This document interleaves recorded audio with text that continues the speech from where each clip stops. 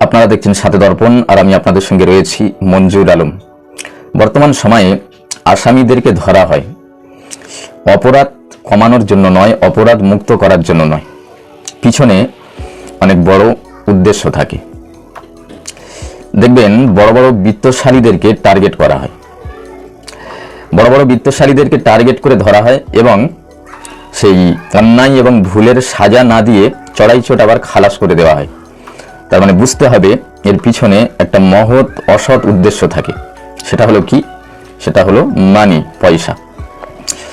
এরকম একটি বড় নজির আমি আপনাদের সম্মুখে তুলে ধরছি। দেখুন, কয়েক বছর আগে শাহরুখ খানের পুত্র আরিয়ান খানকে মাদক কাণ্ডে তাকে গ্রেপ্তার করেছিল। শুনেছেন? যার ইন্ধনে গ্রেপ্তার করা হয়েছিল, এবার কিন্তু ইডি তাকে তলব করেছে। তার নাম হলো সমীর। তিনি শাহরুখ খানের কাছে 25 কোটি টাকার ঘুষ চেয়েছিলেন। এই বর্তমানে এই সময়ে এবার কিন্তু ওই সমীরের পিছনে ইডি লাগিয়ে দেওয়া হয়েছে, ইডি তলব করছে তাকে। এনফোর্সমেন্ট ডিরেক্টর তারা কিন্তু তলব করতে আরম্ভ করে দিয়েছে। যদি বলেন আপনি কোথায় থেকে জানলেন? আনন্দবাজার পত্রিকার রিপোর্ট, সাথে দর্পণ।